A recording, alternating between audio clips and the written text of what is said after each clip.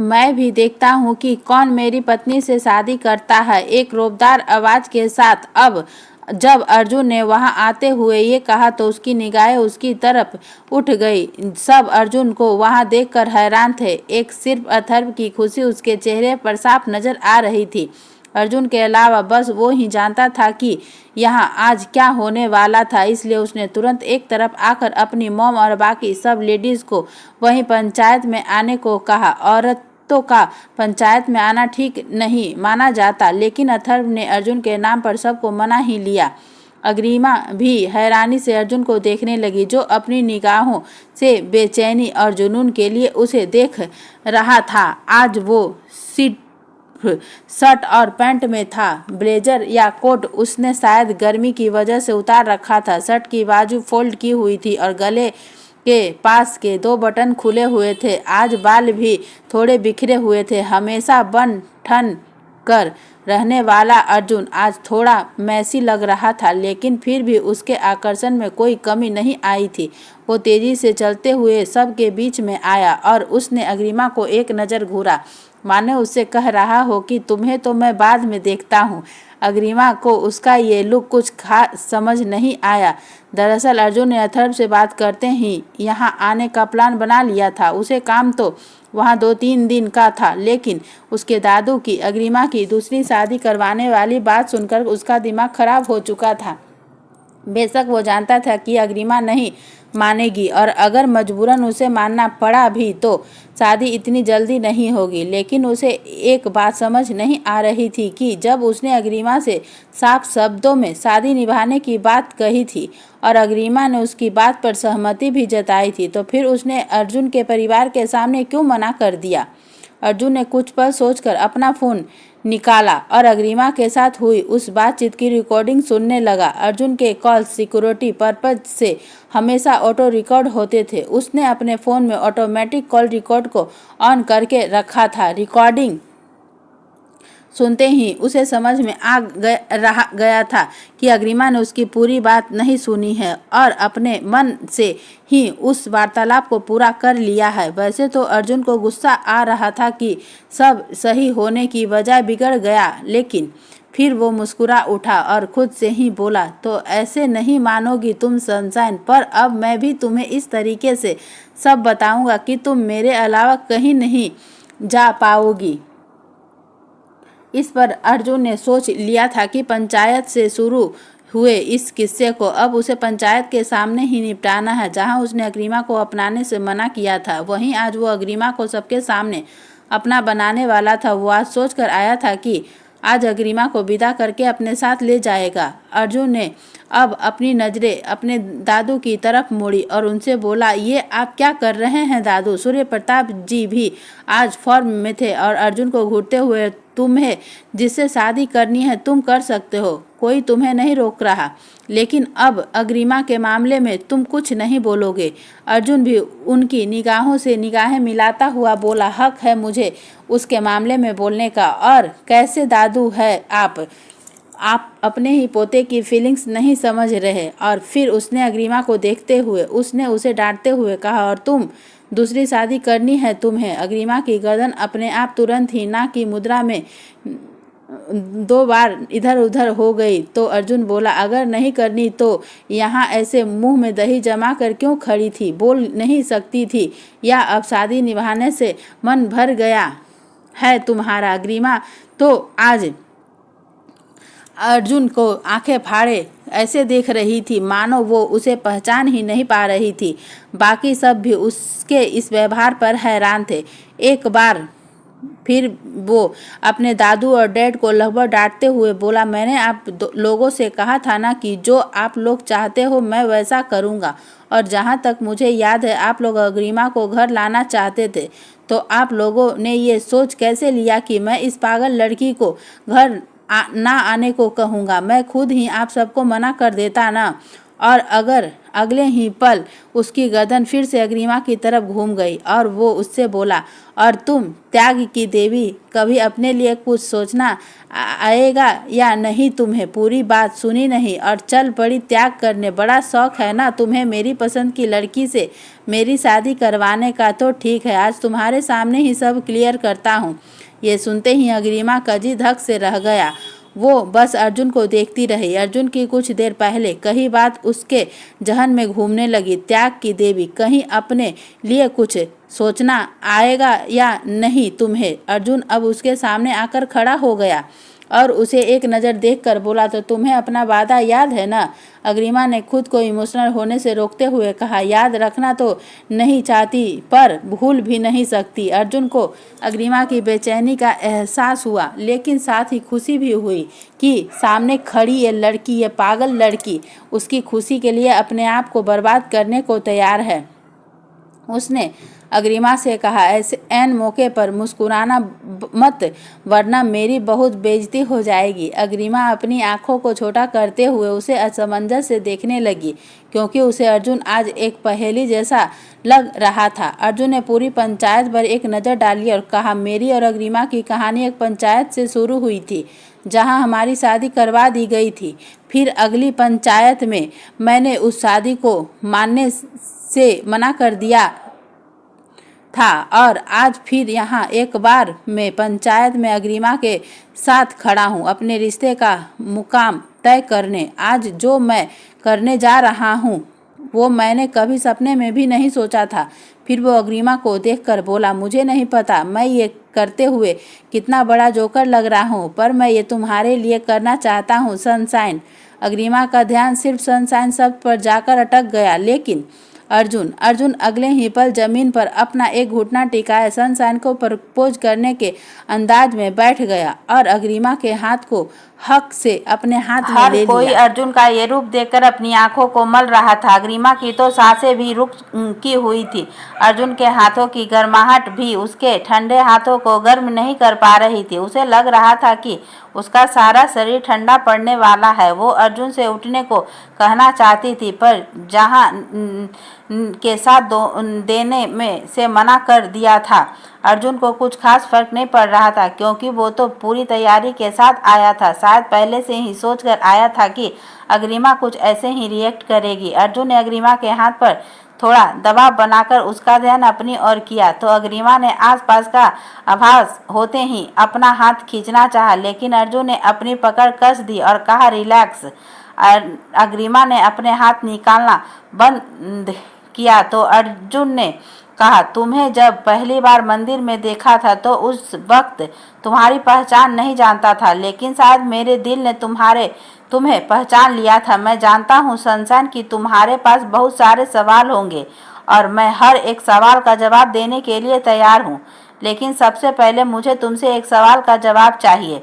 अग्रिमा बिल्कुल चुपचाप खड़ी थी और कुछ कह नहीं रही थी। ये देखकर अर्जुन ने उससे कहा, सनशाइन, मैं हमारी शादी को दिल से निभाना चाहता हूँ। क्या तुम मेरे साथ घर चलने को तैयार हो? अग्रिमा का दिल बार बार उस सनशाइन शब्द पर जा रहा था और दिमाग उसे जाने की किन किन चीज़ों के लिए आगाह कर रहा था। हमेशा दिल की सुनने वाली लड़की ने आज न जाने क्यों दिमाग से काम लेना चाहा और अर्जुन से कहा, अगर आप यह सब गिल्ट के चलते कर रहे हैं तो आपको यह सब करने की कोई ज़रूरत नहीं है सर, और प्लीज़ आप खड़े हो जाइए। मुझे आपको ऐसे देखकर अच्छा नहीं लग रहा है। अर्जुन को गुस्सा आने लगा था कि कहाँ तो ये लड़की अकेले ही शादी निभा रही थी और आज जब मैं प्रपोज कर रहा हूँ तो ये इसे मेरा गिल्ट नज़र आ रहा है। लेकिन उसने अग्रिमा को देखकर आराम से कहा, अगर मेरा गिल्ट होता तो पंचायत में दबाव देता तुम्हें अपने साथ ले जाने के लिए, ये यूं घुटनों पर नहीं आ जाता। अग्रिमा के लिए ये सब बहुत अजीब था, पंचायत में आना, उसकी दूसरी शादी की बात चलना, फिर अर्जुन के इस तरह उसके सामने नी डाउन करके उससे शादी निभाने की बात करना। वो तो सदमे में थी, कुछ बोल नहीं पा रही थी। तो अर्जुन ने एक गहरी सांस ली और उठकर खड़ा हो गया और अग्रिमा से बोला, अच्छा एक बात बताओ, क्या तुम्हें लगता है कि मैं किसी गिल्ट में आकर शादी जैसा फैसला ले सकता हूँ? अग्रिमा उसे अभी भी उसे देख रही थी तो अर्जुन ने थोड़ा जोर से कहा, अग्रिमा होश में आओ और मेरी बात सुनो। अग्रिमा अर्जुन के ऐसे कहने से सच में ही होश में आई और अर्जुन से बोली, सर प्लीज आप क्या कहना चाहते हैं। अर्जुन ने एक नज़र वहां बैठे सब लोगों पर डाली और अग्रिमा से बोला, अग्रिमा मैंने तुम्हें सनशाइन के बारे में बताया था ना। अग्रिमा ने अपना सिर हाँ में हिलाया तो अर्जुन ने कहा, और काफ़ी देर से मैं तुम्हें सनशाइन कह रहा हूँ तो इसका मतलब समझ रही हो। ये बोलकर उसने अग्रिमा की तरफ अपनी भवें उचकाई तो अग्रिमा की आंखें हैरानी से बड़ी हो गई और उसका मुंह भी हल्का सा खुल गया, जिसे देखकर अर्जुन के चेहरे पर चमक आ गई। आखिर अग्रिमा को उसने इनडायरेक्टली बता दिया था कि वो उससे मोहब्बत करता है। दरअसल अर्जुन अब भी इजहारे मोहब्बत से बच रहा था, क्योंकि उसका अब भी ये मानना था कि वो उन दोनों का पर्सनल मोमेंट होना चाहिए। उसने अग्रिमा से अब थोड़ा सीरियस होते हुए कहा, मैं सब कुछ यहाँ सबके सामने नहीं कहना चाहता, लेकिन कुछ ज़रूरी बातें हैं जो यहाँ सबके सामने होनी चाहिए। अग्रिमा और बाकी सब ने उसकी तरफ देखा तो उसने कहा, पहली बात, मैं यह सब किसी गिल्ट के चलते नहीं कर रहा। दूसरी बात, तुम चाहो तो मना कर सकती हो और जितनी बार चाहे उतनी बार कर सकती हो। मैं तुम्हें किसी चीज़ के लिए मजबूर नहीं करूँगा। मेरे साथ चलने के लिए हाँ या ना करना तुम्हारी निजी फैसला होगा, लेकिन इसका मतलब ये नहीं कि तुम दूसरी शादी कर सकती हो, क्योंकि ये तो मैं अब इस जन्म में तो क्या अगले किसी भी जन्म में होने नहीं दूंगा। तुम्हारी शादी मुझसे हो चुकी है और मेरी तुमसे, इसलिए अगर बाकी पत्नियों की तरह कुछ दिन रूठ कर अपने पेरेंट्स के घर रहना है तो रहो, लेकिन एक बार अगर तुम मेरे साथ चली गई तो फिर रूठ कर कभी मायके भी नहीं आने दूंगा, ये बात याद रखना। अग्रिमा को इस अजीब से प्रपोजल से सिर्फ एटीट्यूड की स्मेल आ रही थी। आखिर बात पर उसका मुंह बन गया था, लेकिन अर्जुन ने उसके रिएक्शन को जानबूझकर इग्नोर किया और अपनी बात जारी रखते हुए कहा, अब तीसरी और सबसे ज़रूरी बात, तुम जानती हो कि मुझे सॉरी बोलना और सुनना दोनों ही पसंद नहीं है, लेकिन फिर भी आज मैं तुमसे सॉरी कहना चाहता हूँ। पिछली बार उस दिन पंचायत में मैंने पूरी दुनिया के सामने तुम्हें अपनाने से मना कर दिया था। आज मैं तुम्हें उसके लिए माफ़ी मांगना चाहता हूँ। हालांकि यह माफ़ी इसलिए नहीं है कि मुझे लगता है कि मेरा फैसला गलत था। नहीं, मैं आज भी नहीं मानता हूँ कि उस वक्त के हिसाब से मेरा फैसला अपने परिवार के लिए बिल्कुल सही था, लेकिन वो सब तुम्हारे लिए सही नहीं था। मैं इस बात के लिए भी एग्री करता हूँ। I am really sorry Agrima. तुम्हारी ज़िंदगी खराब करने में जितना हाथ पंचायत का था उतना ही हाथ शायद मेरा भी था, लेकिन मैं भी हालातों से मजबूर था। मैंने कभी भी तुम्हारा बुरा नहीं चाहा और ये बात तुम अच्छे से जानती हो। मैंने तुम्हें फ़ोन करके अपनी ज़िंदगी में आगे बढ़ जाने के लिए भी कहा था। खैर वो सब हम बाद में भी बात कर सकते हैं। फ़िलहाल के लिए मैं बस इतना कहना चाहता हूँ कि मुझे माफ़ कर देना इन सब बातों के लिए जिनकी वजह से तुम्हें कभी भी जाने अनजाने दुख पहुँचा हो। Again I am sorry. सब एक्टर अर्जुन को देख रहे थे। अर्जुन के ईगो का सिर कितना ऊंचा है ये उसके परिवार के साथ साथ हर कोई जानता था, लेकिन आज उसे अग्रिमा के साथ इस तरह देखकर सबको ये सपना ही लग रहा था। अग्रिमा तो जैसे मूर्ति बन गई थी। अर्जुन के ये रूप को उसके लिए भी कम हैरान करने वाला नहीं था। वो कुछ कहती या करती उससे पहले ही अर्जुन ने उससे कहा, कुछ देर पहले जब मैंने तुमसे पूछा था कि क्या तुम मेरे साथ घर चलने को तैयार हो तो तुमने कोई जवाब नहीं दिया था, तो लेट्स स्टार्ट इट अगेन। और ये बोलकर अर्जुन एक बार फिर से अर्जुन के सामने अपने एक घुटने पर बैठा और संजीदगी से बोला, सनशाइन मेरे साथ घर चलो, मेरे घर, तुम्हारे घर, मेरी भाई वाइफ बनकर, मेरे परिवार की बहू बनकर, पूरे हक से, पूरे सम्मान से, और इस वादे के साथ कि आज से बल्कि अभी से तुम्हारी खुशी के लिए मेरी हर खुशी से पहले होगी। मेरे परिवार में तुम्हें वो सारा मान सम्मान मिलेगा तो प्रताप परिवार की बहू और अर्जुन प्रताप सिंह की पत्नी को मिलना चाहिए। पिछला सब कुछ भूलना आसान नहीं है, पर क्या तुम मेरे साथ एक नई शुरुआत करना चाहोगी? से यस भाभी। पीछे से अपने फ़ोन में वीडियो बना रहे अनन्या ने खुश होते हुए कहा तो तनिष्क भी कहाँ चुप रहने वाला था। उसने कहा, कम ऑन भाभी, से यस। इससे पहले कि ये स्वीट से देख रहे अर्जुन भाई फिर से अपने डेविल मोड में आ जाए, अग्रिमा की आंखों से आंसू की बूंदें बहने लगी थी, जिन्हें देखकर अर्जुन का बेचैनी का आलम बढ़ रहा था। लेकिन आज वो उसकी हाँ या ना लिए बिना उठने वाला नहीं था। तभी अथर की आवाज आई, भाभी। जो अर्जुन किसी के पैर छूने के लिए भी नहीं झुकता, वो आज आपके सामने दूसरी बार घुटनों पर है।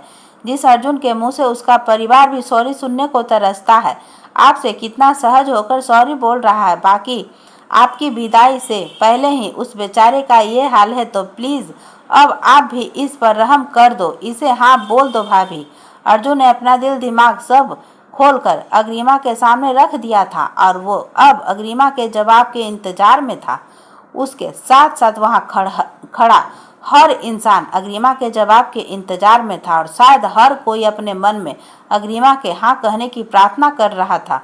अर्जुन ने एक बार फिर अग्रिमा की तरफ देखते हुए अपनी पलकें झपकाई, जिसका मतलब था कि वो अपनी मर्जी से फैसला ले सकती है और अर्जुन उसके फैसले को मान लेगा। ये समझते ही अग्रिमा के रोने की गति तेज हो गई।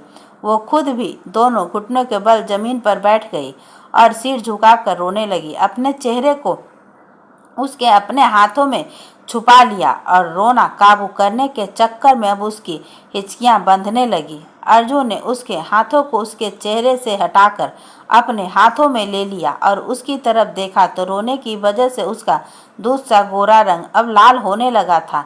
नाक फूल गई थी और आंखें लालिमा के साथ नशीली सी लग रही थी। गोरे गालों पर कुछ आंसू रुके हुए थे और कुछ बहते जा रहे थे। सिर पर रखा दुपट्टा सरक कर पीछे हो गया था, लेकिन इतने सब के बाद भी अर्जुन के लिए वो दुनिया की सबसे खूबसूरत लड़की थी। वो दोनों अब घुटनों के बल जमीन पर बैठे थे और अर्जुन के दोनों सख्त और जानदार हाथों में अग्रिमा के दोनों नर्मो नाजुक हाथ थे। अर्जुन के कुछ और कहने से पहले ही अग्रिमा ने उसी पोजीशन में थोड़ा सा झुकते हुए अर्जुन के हाथों को ऊपर उठाया और उन पर अपना हाथ रख लिया और अब वो बेआवाज रो रही थी। रोने की आवाज नहीं थी, पर रोने की गति बढ़ चुकी थी, जो अर्जुन से बेखूबी महसूस की थी। अग्रिमा ने दिल में इस वक्त क्या चल रहा था, ये तो वही जानती थी, लेकिन हर कोई अंदाजा लगा चुका था कि अग्रिमा के लिए ये कैसा वक्त है। उसने तो शायद कभी इस दृश्य की कल्पना भी नहीं होगी, कभी अपने जीवन में जिसे जिंदगी के हर मोड़ पर बस ठोकर ही मिली हो। उसे आज दुनिया जहाँ की खुशियाँ अपने सामने परोसे हुई दिख रही थी, तो उसका रोना लाजमी था। अपनी मनपसंद चीज को पाकर खुशी से उछलना तो उसे आता ही नहीं था।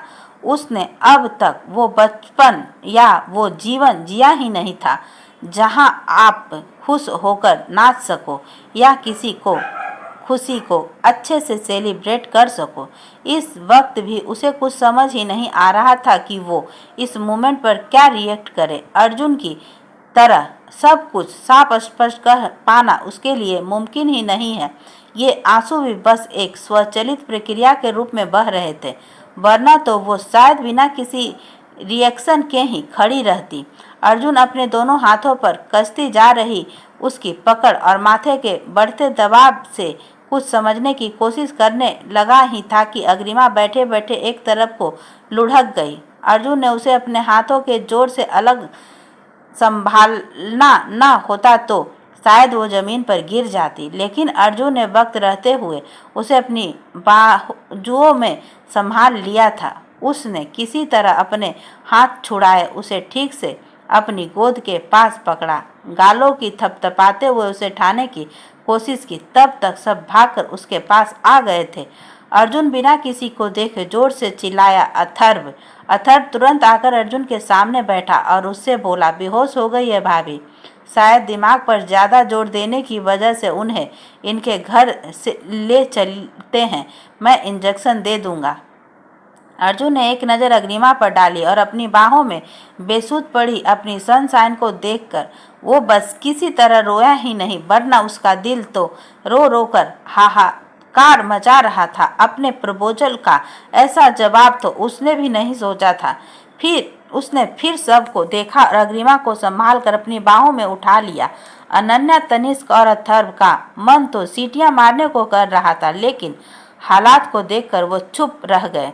अर्जुन ने अनुराग की तरफ देखा तो उसने उसके भाव को समझकर उसे अपने साथ चलने का इशारा किया और सब लोग अग्रिमा के घर की तरफ बढ़ गए। कुछ दूर चलने पर वो अब अग्रिमा के घर पहुंच गए तो सामने ही आंगन में शारदा जी और राखी जी बैठे चाय पी रहे थे। सब लोगों को देखकर वो दोनों उठ गए और शारदा जी ने अग्रिमा को देखते हुए कहा, क्या हुआ इसे? अर्जुन की पैनिक नज़रों से शारदा जी की बातों की बेफिक्री बच नहीं पाई, लेकिन उसने कुछ कहने से पहले ही तेजवीर जी ने शारदा जी से कहा, वो बेहोश हो गई है और आपको सीआईडी खत्म हो गई हो तो यहाँ से हटिए। अनुराग ने तुरंत ही बरामदे की चारपाई को ठीक किया और अर्जुन ने लाकर अग्रिमा को उस चारपाई पर ध्यान से लेटा दिया और फिर एक सरसरी सी नज़र उस पर डालते हुए उसके अस्त व्यस्त कपड़ों को थोड़ा ठीक कर दिया। शारदा जी और राखी जी को आगे न आते देखकर आनंदी जी अग्रिमा के पास आई और उसके एक हाथ को अपने हाथ में लेकर मसलने लगी। तब तक अथर्व भी अपनी गाड़ी से मेडिसिन किट ले आया था और उसने आगे आकर अपनी मॉम को वहां से उठने को कहा और खुद अग्रिमा का बीपी वगैरह चेक किया। जरूरी वाइटल्स चेक करने के बाद उसने अपनी इमरजेंसी मेडिकल किट में से एक इंजेक्शन निकालकर अग्रिमा की बाजू पर लगा दिया। अर्जुन अब भी अग्रिमा के सिहारने की ही खड़ा था और बाकी सब उसके आसपास।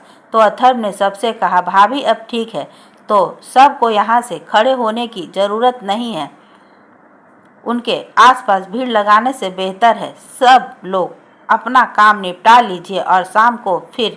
अथर्व ने अपनी बात पूरी भी नहीं की थी कि अग्रिमा के शरीर में हो रही हलचल ने उसका ध्यान खींच लिया। कुछ सेकंड बाद अग्रिमा ने धीरे से अपनी आंखें खोली। तब तक अर्जुन उसके सामने आकर खड़ा हो गया था। अग्रिमा ने जैसे ही अर्जुन को देखा उसकी आंखें एक पल को छोटी हो गई। अर्ध बेहोशी में भी उसे अर्जुन का प्रपोज करना एक सपना ही लग रहा था, लेकिन जैसे ही उसे बाकी सब भी नजर आए तो उसे समझ आ गया था कि वो सब सपना नहीं था। अर्जुन उसके आंखें खोलते ही बिना किसी को परवाह किए अग्रिमा के पास बैठा और फिक्रमंद लहजे में बोला, how are you feeling? Are you okay now? Agrima ने अपना सिर हाँ में हिलाते हुए कहा, मैं ठीक हूँ। और फिर वो बैठने लगी तो अर्जुन ने उसे कंधे से पकड़कर लेटाते हुए कहा, लेट जाओ और रेस्ट करो, तबीयत ठीक नहीं है तुम्हारी पहले ही। अग्रिमा ने अपने और अर्जुन के घरवालों की मौजूदगी का भान होते हुए अर्जुन से थोड़ा दूर होने की कोशिश की तो अर्जुन ने उसे एक टफ सा लुक दिया, मानो उसके खुद से दूर होने की बात उसे अच्छी ना लगी हो। अग्रिमा ने मन ही मन अपना सिर पीट लिया, लेकिन फिर बेबसी से अर्जुन को इशारे में सबके वहीं होने की बात कही तो बेफिक्री से बोला, सो वाट, यू आर माई वाइफ, मुझे किसी से कोई फर्क नहीं पड़ता। तभी आनंदी जी ने अग्रिमा से आकर पूछा, कैसी हो बेटा? अग्रिमा अब अर्जुन के रोकने के बावजूद भी उठकर बैठ गई और आनंदी जी से बोली, मैं ठीक हूँ।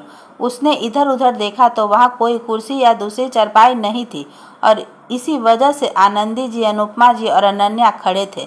सिर्फ फाल्गुनी जी ही एक कुर्सी पर बैठी थी। अनुराग और तेजवीर जी सभी जेंट्स के बैठने का प्रबंध कर रहे थे और वो लोग शायद इस गलतफहमी में भी थे कि शारदा जी और राखी जी कम से कम घर आए मेहमानों के साथ तो अच्छे तरीके से पेश आएगी। अग्रिमा को जैसे ही ये सब एहसास हुआ वो तुरंत फुर्ती से चारपाई से उठ गई और चारपाई को जल्दी से ठीक करके आनंदी जी से बोली, आप लोग प्लीज़ यहाँ बैठ जाइए, आई एम सॉरी आप सब इतनी देर से खड़े हैं। ये कहकर उसने अपना सिर झुका लिया क्योंकि इसके अलावा तो वो कुछ कर भी नहीं सकती थी। अग्रिमा ने इतनी जल्दी में ये सब किया कि अर्जुन को कुछ कहने का मौका ही नहीं मिला, लेकिन अब उसे माजरा समझ आ गया था। उसने जैसे ही कुंज को आवाज़ देनी चाही उससे पहले ही उसे अग्रिमा की आवाज़ सुनाई दी जो अपने किसी चचेरे भाई से कह रही थी, सोनू कुछ कुर्सियाँ ले आ यहाँ और शांति ताई को भी बुला ला। शांति ताई अग्रिमा के ही पड़ोस में रहती थी। उन्होंने ही हमेशा अग्रिमा की जिंदगी में किसी औरत की कमी को पूरा किया था। राखी जी और शारदा जी के उससे बात न करने पर जगत राज जी ने उसकी जिम्मेदारी तो ले ली थी, पर यह इतना आसान भी नहीं था। एक लड़की होने के बाद उसकी परवरिश में हमेशा ही उसके पिता या दादा को एक औरत की ज़रूरत पड़ जाती थी, और वो औरत हमेशा शांति जी ही थी। उन्होंने अग्रिमा को लड़कियों के रहने के तौर तरीके, उम्र के प्रभाव पर हो रहे बदलाव और लड़कियों की सब निजी बातों के बारे में समझाया था। वो माँ तो नहीं थी, पर माँ से कम भी नहीं थी। अग्रिमा जानती थी कि राखी जी या शारदा जी अर्जुन के परिवार की औरतों से मिलने नहीं आएगी, इसलिए उसने शांति ताई को बुलवा लिया था ताकि वो उनके साथ बैठ सके। फाल्गुनी जी और आनंदी के साथ साथ अर्जुन भी समझ चुका था कि अग्रिमा का अपनी दादी और सौतेली माँ के साथ रिश्ता कुछ ठीक नहीं है। सोनू ने वहां कुर्सियां और कूलर लगा दिया था और साथ ही कुछ कोल्ड ड्रिंक आ चुकी थी। शांति ताई भी आ गई थी और सबसे मिल रही थी। अग्रिमा को अब थोड़ा बेहतर लग रहा था, वरना अब तो उसे बिल्कुल भी अच्छा नहीं लग रहा था। अर्जुन ने इतने लोगों को वहां देखकर अग्रिमा से बात करने का विचार बदल दिया और अपनी मॉम से कहा, मॉम आप अग्रिमा से उसके फैसले के बारे में साफ साफ पूछ लीजिए और उसके बाद ही अपने वेलकम का लेवल डिसाइड कीजिए। वह तभी तेजवीर जी ने उसके पास आते हुए कहा, अर्जुन अग्रिमा का फैसला मायने रखता है, लेकिन इसका तुम सबके वेलकम से कोई लेना देना नहीं है। आनंदी जी को भी अर्जुन की बात ठीक लगी। हालांकि अग्रिमा के एक्शन से उन्हें सब ठीक ही लग रहा था, लेकिन फिर भी साफ साफ सब जानना जरूरी था। उन्होंने अग्रिमा को अपने पास बुलाया और अपने सामने बैठा लिया। अग्रिमा के लिए ये सब अजीब से भी ज़्यादा अजीब था। ऐसा लग रहा था जैसे किसी लड़की को उसके ससुराल वाले देखने के लिए आए हों। उसकी नज़रें उठ नहीं रही थी और हाथों को वो अपने सूट पर कसती जा रही थी। अर्जुन की नज़रों से भी ये सब जुदा नहीं था। आनंदी जी ने अग्रिमा से स्पष्ट शब्दों में पूछा, बताओ बेटा तुम्हारा क्या फैसला है। अग्रिमा ने किसी तरह खुद को सहज करने की कोशिश करते हुए, वो मैं अर्जुन को अब चिढ़ मचने लगी थी। 2 बार वो प्रपोज कर चुका था, वो भी घुटनों पर आकर, और अभी भी उसे हाँ या ना का जवाब नहीं मिला था। इसलिए उसने अब गुस्से से दांत पीसते हुए कहा, ये आखिरी बार है, अब की बार भी अगर तुमने जवाब नहीं दिया तो मैं कोई जवाब नहीं सुनूंगा भी नहीं। अग्रिमा ने तुरंत ही उसे देखा और उसके कानों में सबकी मध्यम सी हंसी सुनाई पड़ी। सब अर्जुन का पेशेंट लेवल जानते थे और किसी के लिए भी ये अनएक्सपेक्टेड नहीं था। अग्रिमा को भी समझ आ गया था कि अर्जुन का सब्र अब जवाब दे चुका है, तो उसने गहरी सांस लेते हुए आनंदी जी से कहा, आप जानती हैं मेरा जवाब हमेशा से हाँ ही था और आज भी हाँ ही है। लेकिन अग्रिमा का जवाब हाँ में सुनकर अर्जुन को खुशी हुई थी।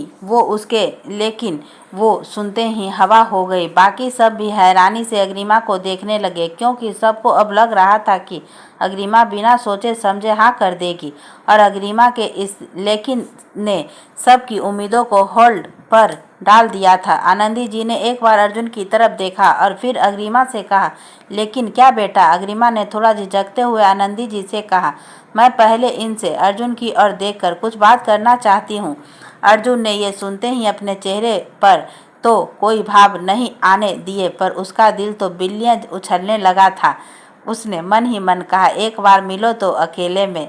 अर्जुन तो सब अपने मन में ही सोच रहा था, लेकिन अथर्व ने तो सबके सामने ही कह दिया, भाभी यह तो आपने गलत ऑप्शन चूज कर लिया है, क्योंकि जिस इंसान से आप अकेले में बात करना चाहती हैं उसे अपनी बात मनवाना अच्छे से आता है। अब आपके पास ना का तो कोई ऑप्शन ही नहीं है।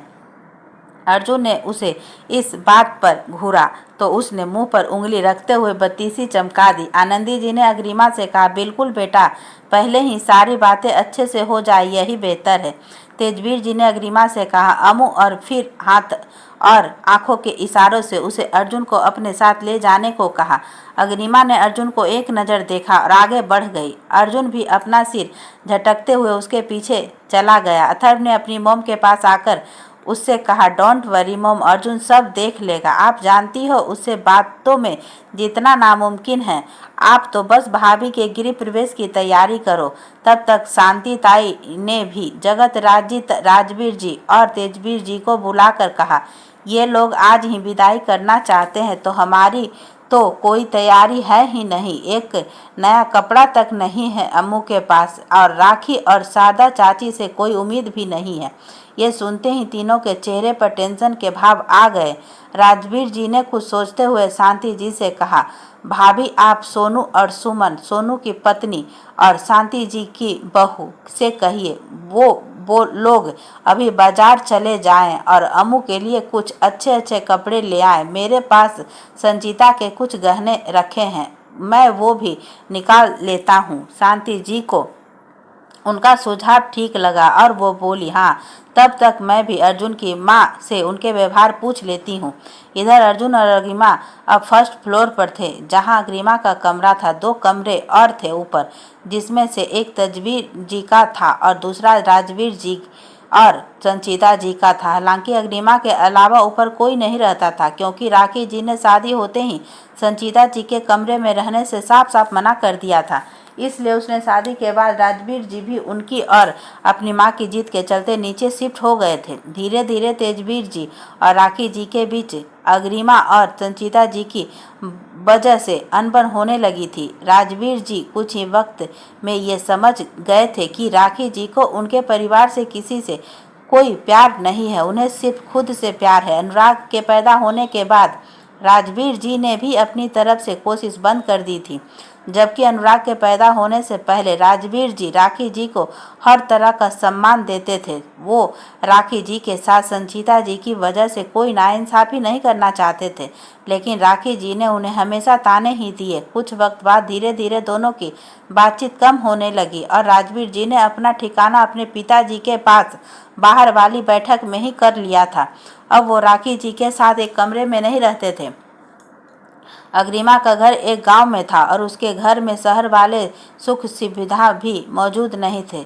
जब वो अर्जुन के साथ छत पर पहुंची तो वहां भी बरामदे में एक चारपाई ही पड़ी थी, जिस पर बैठने के लिए अग्रिमा अर्जुन को कह भी नहीं पा रही थी। वह अच्छे से जानती थी कि अर्जुन का रहन सहन कैसा है, तो उसके मुंह से ये शब्द भी नहीं फूट रहे थे कि आप प्लीज़ बैठ जाइए। अपने दुविधा को अपने मन में ही रखते हुए वो अर्जुन के पास एक तरफ आ गई और ग्रिल के सहारे खड़ी हो गई। अर्जुन ने अब तक एक शब्द भी नहीं कहा था, वो सिर्फ अग्रिमा को अपने गहरी नज़रों से देख रहा था। अग्रिमा के रुकने के बाद वो भी उसके पास आके खड़ा हो गया और अग्रिमा को देखते हुए बोला, तो तुम्हारी हाँ है, हमेशा से थी और आज भी है।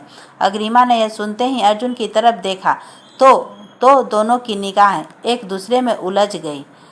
अपने रिश्ते को दोनों की तरफ से अपनाने के बाद आज इस वक्त पहली बार वो दोनों अकेले थे। अग्रिमा तो अपनी तरफ से हमेशा ही क्लियर थी कि उसकी ज़िंदगी में या तो अर्जुन होगा या कोई नहीं, लेकिन अर्जुन अब तक भी क्लियर नहीं था कि अग्रिमा आखिर चाहती क्या है। उसके उन लेकिन से अर्जुन के दिल में एक बवंडर को जन्म दे दिया था जो अर्जुन को उकसा रहा था, लेकिन अर्जुन के दिल में उठे बवंडर को थोड़ी देर के लिए शांत किया और वो अग्रिमा को देखने लगा। एक बिल्कुल ही सिंपल और सादा सा सूट पहने, सिर पर दुपट्टा लिए वो कोई बेहद हसीन या कहीं की राजकुमारी नहीं लग रही थी, एक नॉर्मल लड़की जैसी ही लग रही थी, लेकिन अर्जुन के लिए वो किसी महारानी से कम नहीं थी। उसके सिंपल लुक में भी अर्जुन का आकर्षण नजर आ रहा था, क्योंकि वो उसे अपनी आंखों से नहीं अपने दिल से देख रहा था और अग्रिमा को इतने पास देखकर उसका दिल जोर कर रहा था। जब वो शोर अर्जुन के बर्दाश्त नहीं हुआ तो अर्जुन ने आगे बढ़कर अग्रिमा के कंधों से अपनी बाहें लपेट दी और उसे हक करते हुए बोला, तुम्हें बेहोश देखकर मेरी ही जान ही निकलने लगी थी, अब थोड़ा अच्छा लग रहा है।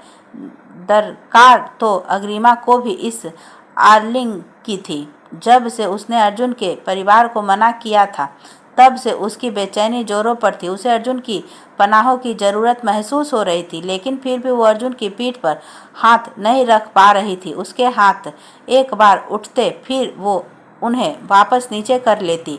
अर्जुन ने यह महसूस करते ही अग्रिमा से कहा, घर चलने के लिए तुम्हारी हाँ हो या ना हो वाइफ, तो तुम मेरी ही हो, तो तुम मुझे हक कर सकती हो। अग्रिमा के हाथ अब खुद ब खुद अर्जुन की पीठ पर चले गए और उसने खुद को अर्जुन के आगोश में छोड़ दिया था। अर्जुन ने उस पर अपनी पकड़ कसते हुए कहा, hold me tight sunshine, I want to feel you more.